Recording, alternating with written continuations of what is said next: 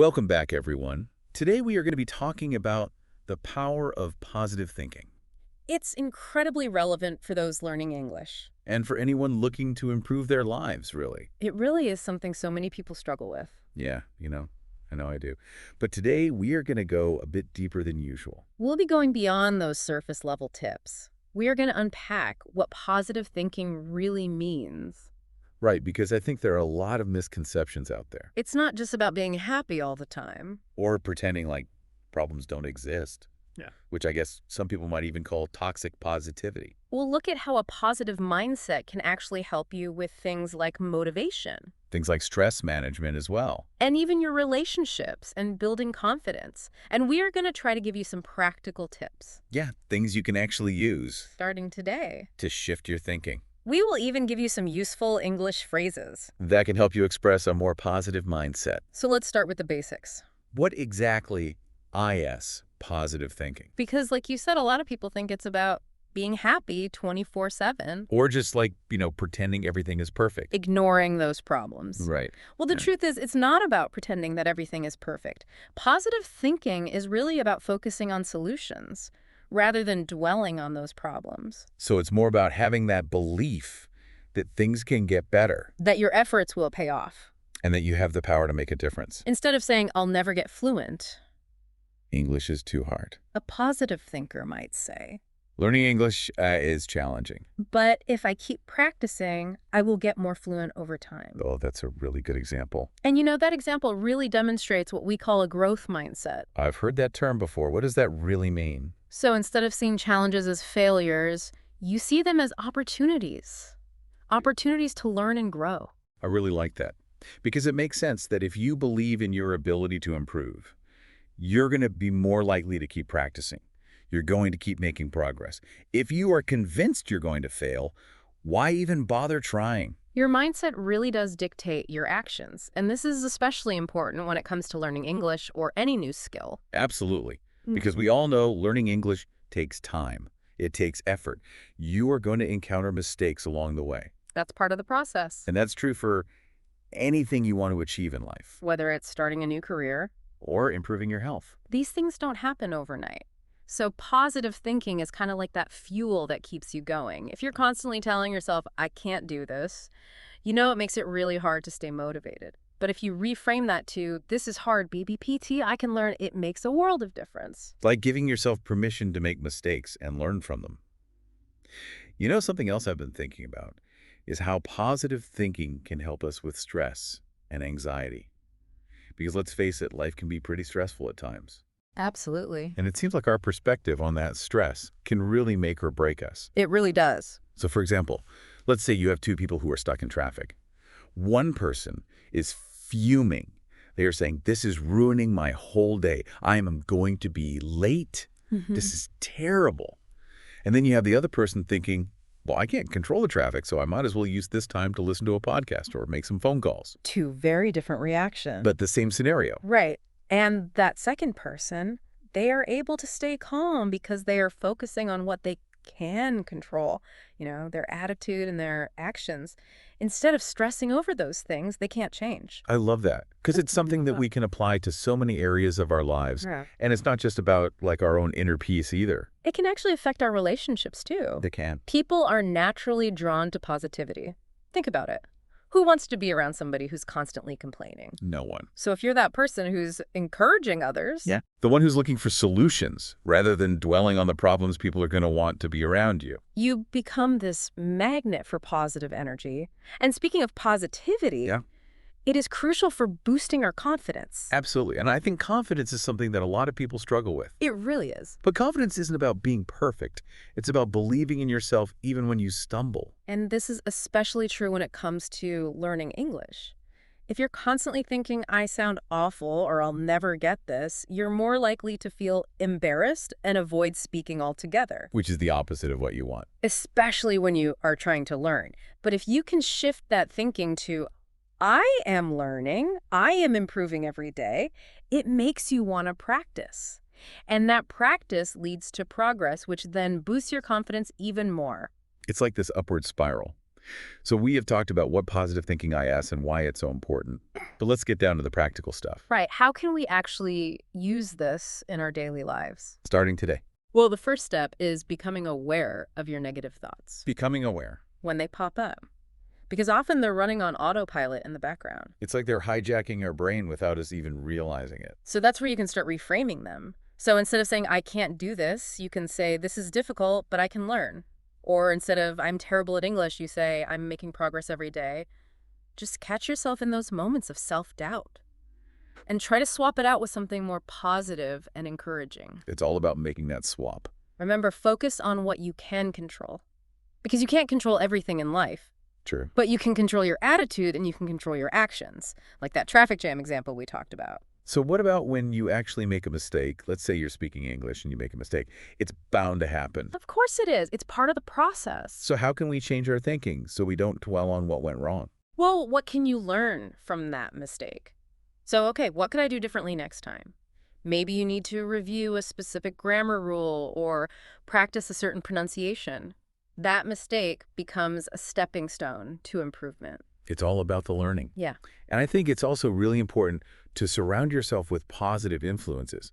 The people we spend time with, the content we consume, it all shapes our thinking. Absolutely. If you're constantly watching the news or scrolling through social media and all you see is negativity, it's going to be a lot harder to maintain that positive outlook. But if you're listening to motivational podcasts, if you're reading inspiring books, if you're spending time with people who lift you up, it can make a world of difference. Choose those influences wisely. And don't forget to celebrate those small wins. Success isn't always about those big monumental moments. It's all about the little victories along the way. If we only focus on the huge goals, it can be overwhelming and we give up before we even start.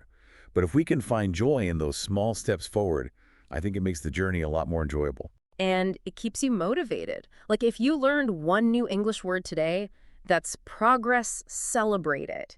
If you had a short conversation in English, even if it wasn't perfect, that's success. Give yourself credit for it. Yeah, I think a lot of us are so hard on ourselves that we forget to acknowledge how far we have actually come. Yeah.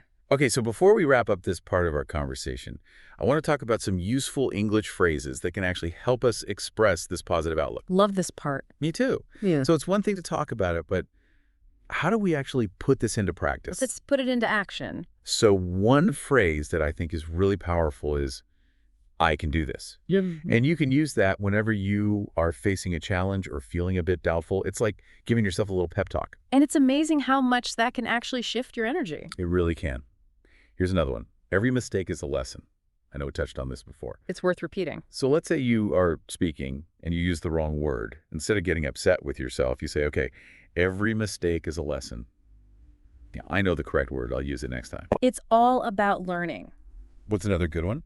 One step at a time. This one's really helpful for me, especially when you're feeling overwhelmed or like you don't even know where to begin. Like with learning English? Yeah, it can feel like this massive undertaking, and it's easy to get overwhelmed by the enormity of it all. So just focus on taking it one step at a time. Okay, one step at a time. Learn one word today, one grammar rule tomorrow. Have a short conversation the next day. Each step forward, no matter how small it is, brings you closer to that goal. So we have been talking about these phrases, but I think it would be really helpful to actually hear them in action in a real conversation. Let's do it. So let's imagine a scenario where we have someone named Jake. He's feeling nervous about a job interview, and his friend Mia is trying to encourage him to stay positive. So I'll be Jake and you be Mia. Okay, sounds good. I'm ready. I don't think I am going to get this job. There are just so many other qualified candidates. Hey, come on, don't think like that. You have great skills and experience. You have prepared so well for this. But what if I mess up during the interview? Even if you do, every mistake is a lesson. You'll learn from it and do even better next time. You're right. I can do this. That's the spirit. I know it was a really simple conversation, but it just shows how powerful a little bit of encouragement can be, and how simply changing your thoughts can really boost your confidence. They are definitely interconnected.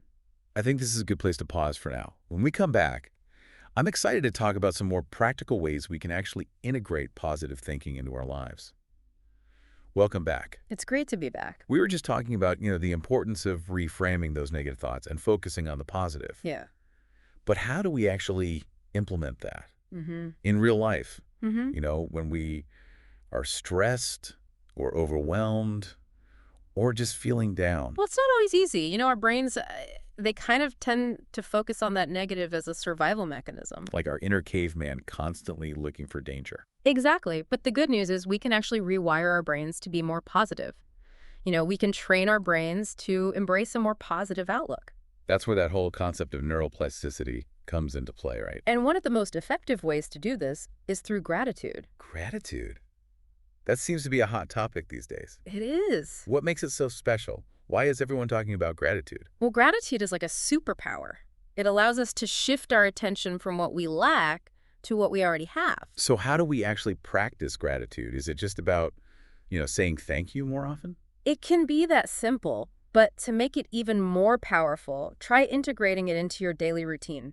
Like start a gratitude journal.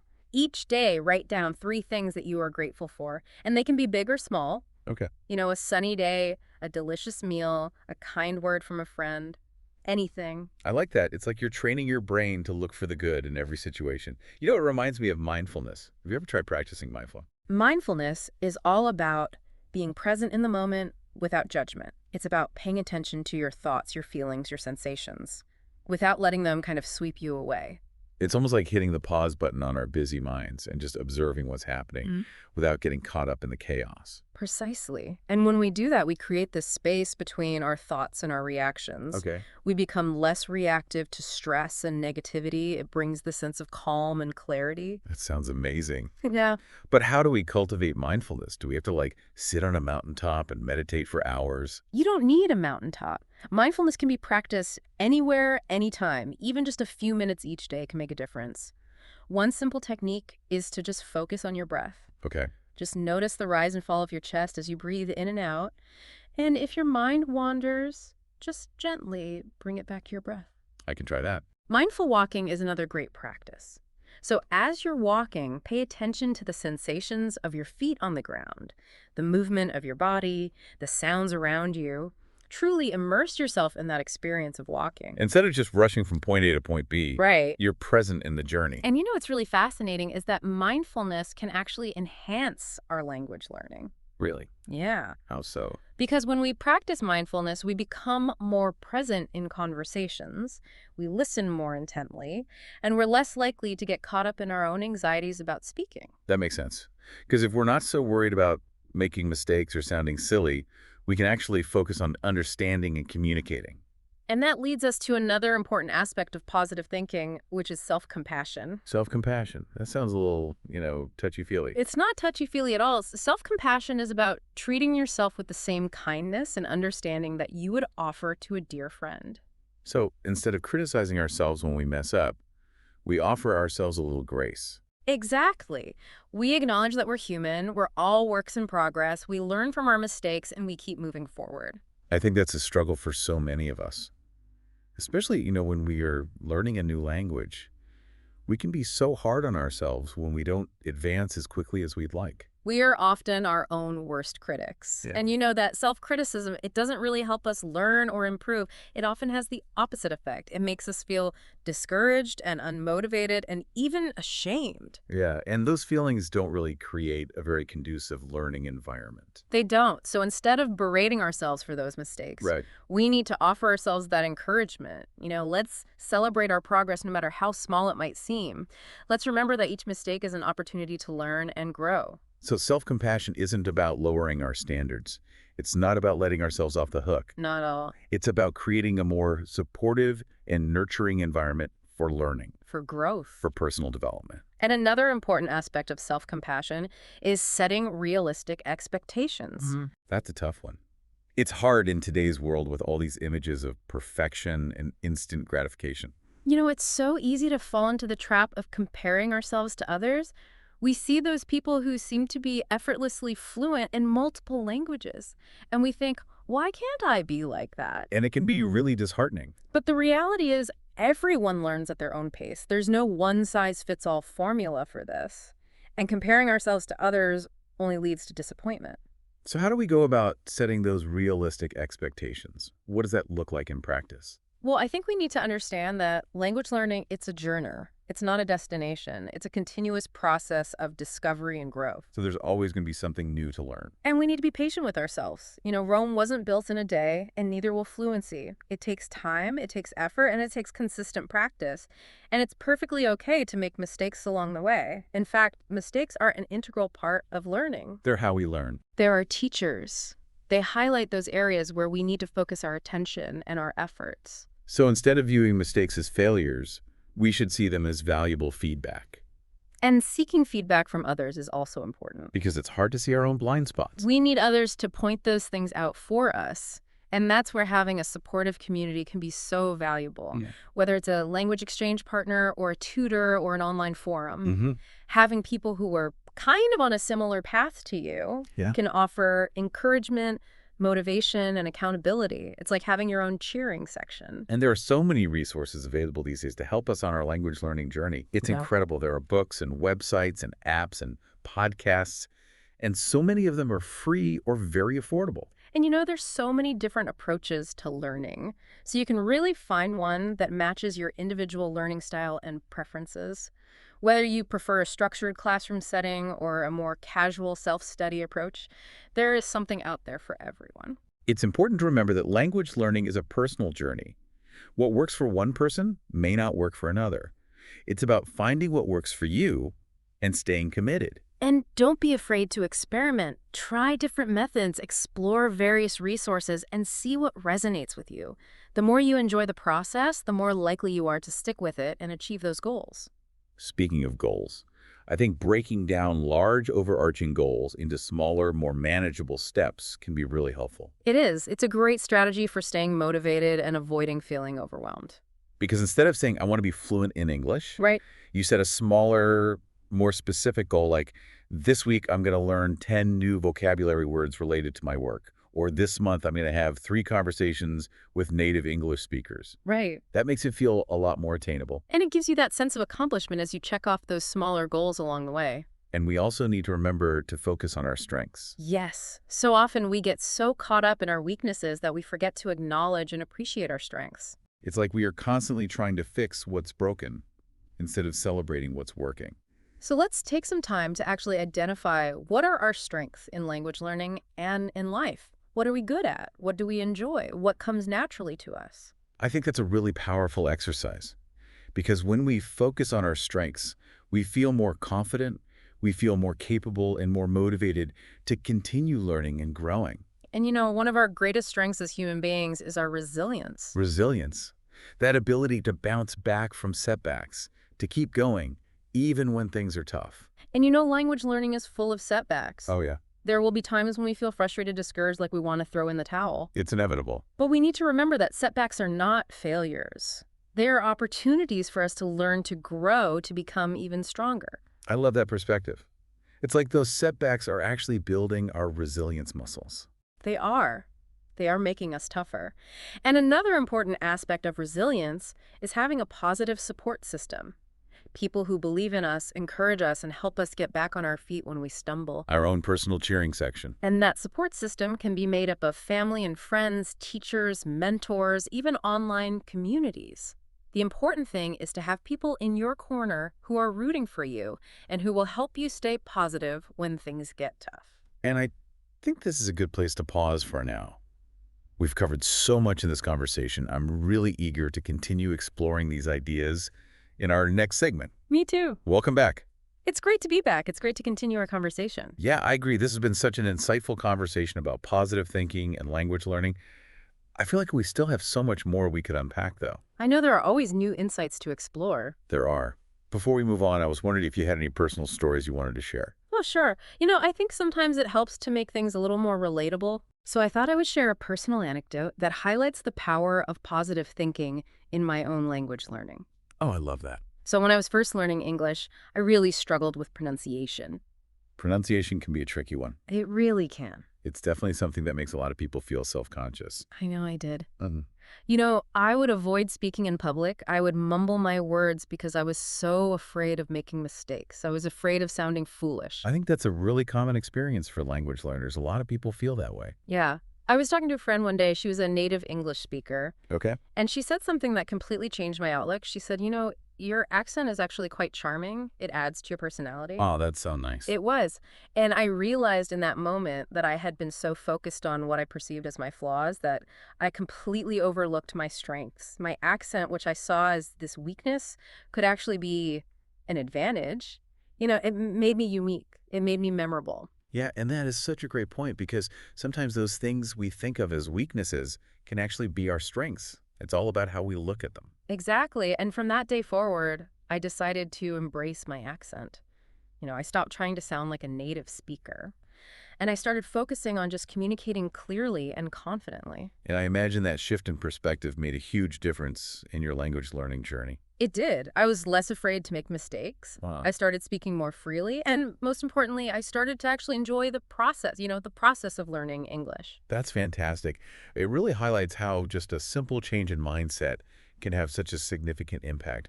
Your story reminds me of another aspect of positive thinking that we haven't talked about yet, and that is visualization. Yes. Visualization is so powerful. It's about really picturing yourself achieving your goals. So it's more than just daydreaming. It's about intentionally training our minds to see ourselves succeeding. And the more detailed and vivid those visualizations are, the more powerful they become. So close your eyes for a moment and imagine yourself confidently speaking English. In a specific situation. Picture the environment. Picture the people you are talking to. Picture those words effortlessly flowing. I'm visualizing it right now. Feel that sense of accomplishment and the joy of communication. Believe it's possible. It's powerful. It's like we're planting these seeds of success in our minds. And those seeds, they will eventually blossom into the reality that we desire. So we've talked about a lot of different things today. We've talked about positive thinking and gratitude and mindfulness and self-compassion and visualization. All these great tools. They're great tools. Yeah. But let's be realistic. There are going to be times when we feel discouraged, when those negative thoughts creep in, and we might even feel like giving up. Those are the times when we really need to draw upon everything that we've discussed today. We need to tap into that toolkit and utilize those strategies that we know work to help us stay on track. And one of the most powerful tools we have in those moments is our self-talk. Self-talk, how we talk to ourselves. It can really make or break us because we tend to be our own harshest critics. We tell ourselves we aren't good enough or smart enough or capable enough. It's like we have this inner voice that is constantly putting us down. And what if we could change that voice? What if we could train it to be more encouraging, more supportive, more loving? That would change everything. And it takes practice, but we can retrain that inner critic to become our inner cheerleader. So how do we do that? What are some tips? Well, I think the first step is awareness. Okay, awareness. So really pay attention to the words that you use, the tone of voice, the message that you're sending to yourself. Are you being kind, compassionate, understanding? Or are you being critical and judgmental and harsh? Once you're aware of it, then you can start to change it. And one of the simplest ways to make that change is to start replacing those negative thoughts with positive ones. Okay. So instead of saying, oh, I'm so stupid, I'll never learn English, try saying, this is challenging, but I'm learning and growing every day. It's like rewriting the script. Another helpful tip is to just focus on progress no matter how small it might seem. Celebrate every accomplishment, every milestone, every step forward. It really helps to build that momentum and maintain motivation. It reminds us that we are capable of reaching our goals. Something else that I think is really important is forgiveness. Forgiving ourselves for our mistakes. Yeah, because we all make mistakes. It's human nature. But sometimes we hold on to those mistakes for way too long. We let them define us. And we can be so incredibly hard on ourselves. We can. And so forgiveness is crucial for growth and healing. When we forgive ourselves, we release that burden of guilt and shame. It allows us to move forward with confidence and clarity. It's like giving ourselves permission to let go of the past and embrace the present. And surrounding ourselves with positive people can also help us to cultivate more positive self-talk. Yeah, our tribe. Our tribe. Those who lift us up and inspire us and believe in us. Those who encourage us to pursue our dreams.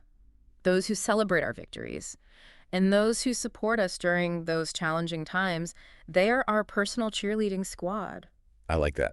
And sometimes those positive influences can come from unexpected places. It might be a kind word from a stranger or a helpful tip from a colleague. Or maybe you found a really encouraging online community that offers support. It's about being receptive to that positivity wherever it might come from. I like that. And one of the best things about surrounding ourselves with positive people is that it helps us to develop a more positive outlook on life in general. Yeah. Positivity is contagious. It is. When we spend time with optimistic, hopeful, resilient people, Yeah. it influences our own perspective. We start to see the world through a more positive lens. And that can make such a huge difference in our language learning and in every aspect of our lives. This has been a truly insightful conversation. I feel like I have learned so much today. I have this whole new set of tools now to approach language learning and life in general with a more positive mindset. I feel the same. I hope our listeners do too. As we wrap up this episode, I'm left with one final thought. What's that? Positive thinking, it isn't a destination. It's an ongoing journey. It's a practice, A practice. something we have to nurture every day. And the more we practice, the better we become at it. It's like developing any skill. The more we use it, the stronger it gets. And the more we utilize it, the more we understand its power to truly transform our lives. That's so true. Thank you so much for joining us today. It was my pleasure. It was so great to be here. And to our listeners, we encourage you to embrace the power of positive thinking On your own language learning journey. and in every aspect of your life. Believe in yourself, stay positive, and never stop learning. Until next time.